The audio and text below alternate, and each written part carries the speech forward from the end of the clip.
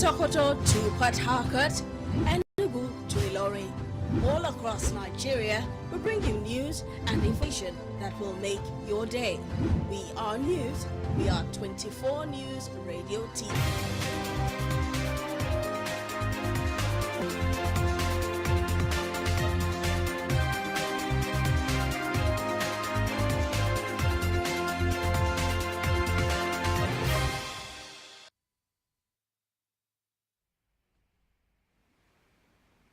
Good afternoon, welcome, and thank you very much for joining us on the news at noon on 24 News. My name is Olushola Oyewole.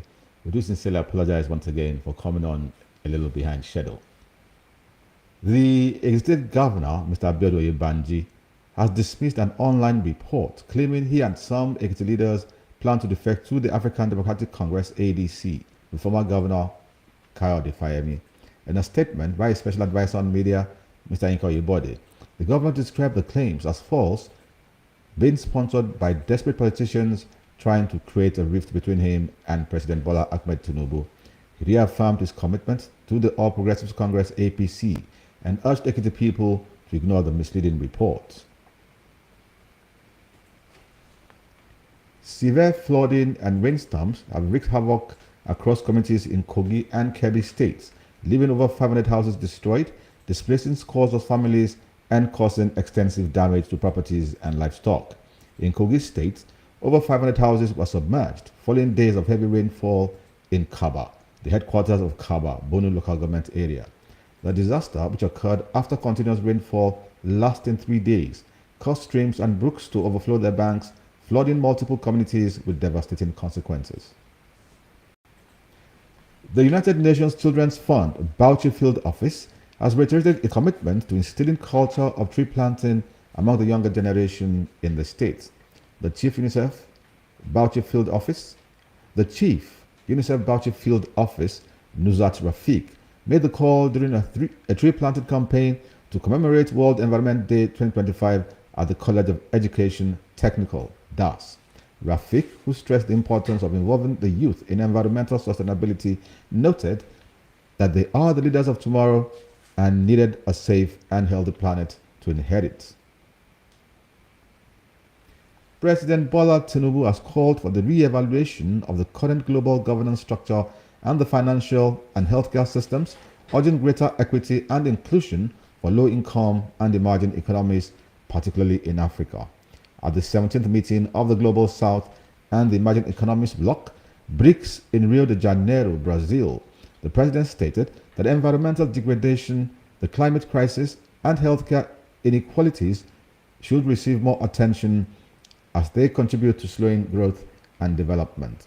President Tinubu, invited to the summit by Brazil's president, Luiz da Silva, stated that Nigeria supports the BRICS position on the need to focus on collective, fair, and equitable global development. The Kenya police said 11 people have been killed nationwide during anti-government protests in the country on the 35th anniversary of a pro-democracy uprising. A statement from the police added that 52 police officers had been injured. Police fired live rounds and water cannons at protesters in the capital, Nairobi, as hundreds of people demonstrated in the city, with some blowing whistles while they marched amid heavy police deployment. People rally each year on July 7 to mark the date in 1990 when Kenyans demanded a return to multi-party democracy after years of autocratic rule by then-President Daniel Arap Moi. This is 24 News Radio and Television at Ekiti. For news, information, or comments, join our live streaming on our YouTube channel, Facebook page, TikTok, and Instagram. You can also like and share our page. And now to the rest of the news. The first malaria treatment sustainable for babies has been approved for use by a Swiss private company. It's expected to be rolled out in African countries within weeks. Until now, there have been no approved malaria drugs specifically for babies. Instead, they have been treated with versions formulated for older children, which presents a risk of overdose. France's parliament has approved the repatriation of a talking drum that colonial troops took from the Ebri tribe from Ivory Coast in 1916, in the latest move to return colonial spoils. The Gigi Ayokwe drum is a communication tool more than 3 meters long and weighing 430 kilos, almost 950 pounds, that was once used to transmit messages between different areas, for example, to warn others of a first recruitment drive. The lower house of the French Parliament approved separating out the artifact from National Museum collections to enable it to return after the upper house Senate backed the move in April. Meanwhile, the United States says it is planning to impose a new 25% tax on products entering the country from South Korea and Japan, as President Donald Trump began sharing a batch of letters to leaders of countries outlining his latest tariff policies. The messages came as the 90-day pause placed by the White House on some of its aggressive tariffs was set to expire. Trump had suspended higher tariffs, with White House officials saying they would look to strike trade deals after his initial announcement sparked outcry on financial markets. The higher duties had been set to resume on July 9, but Trump has said he now plans to implement them on August 1. And US President Donald Trump has urged Brazilian authorities to end their prosecution of the country's former president, Jair Bolsonaro, accusing them of carrying out a witch hunt. His comments drew a swift rebuke from current President Luiz da Silva, who said Brazil would not accept interference from anyone and added, "No one is above the law." Bolsonaro, who governed Brazil between 2019 and 2022, is standing trial for allegedly attempting a coup against Lula following his election victory in 2021. The former leader has denied involvement in any alleged plot.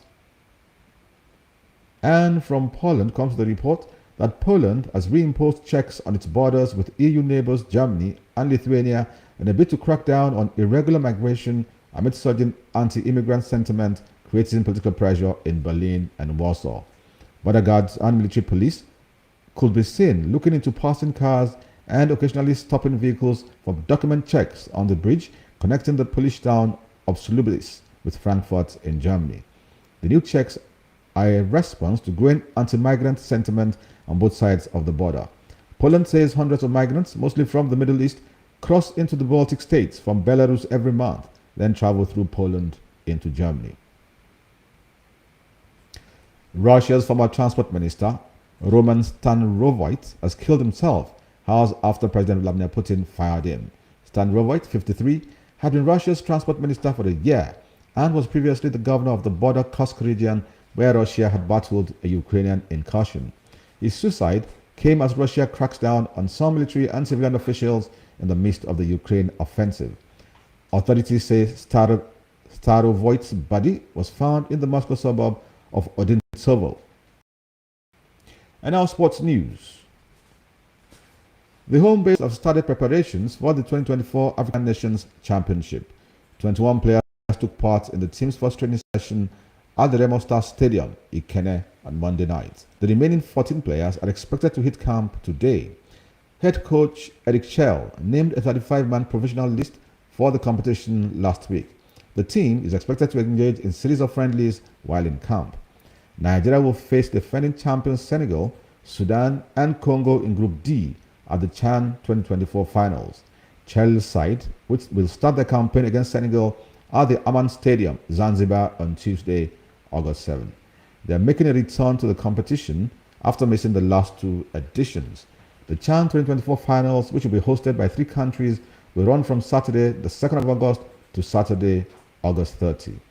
And still on sports, today is being observed as rest day in the ongoing Women's African Cup of Nations in Morocco. Action will resume tomorrow at the competition. In the latest matches decided at the tournament, South Africa defeated Ghana 2-0 while Mali beat Tanzania 1-0. Tomorrow, Zambia will take on Senegal and DR Congo will meet host Morocco.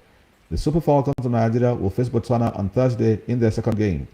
And finally, from our sports desk, Fluminense of Brazil will clash with Chelsea today in the first semi-finals of the ongoing FIFA World Club Cup in the United States. Tomorrow, PSG of France will confront Real Madrid in the second semi-final encounter. Well, that's what we have for you on the news at noon today. Thank you for joining us, and do stay tuned to 24 News Radio and Television as we bring you our broadcaster programs. Good day, and thank you for watching.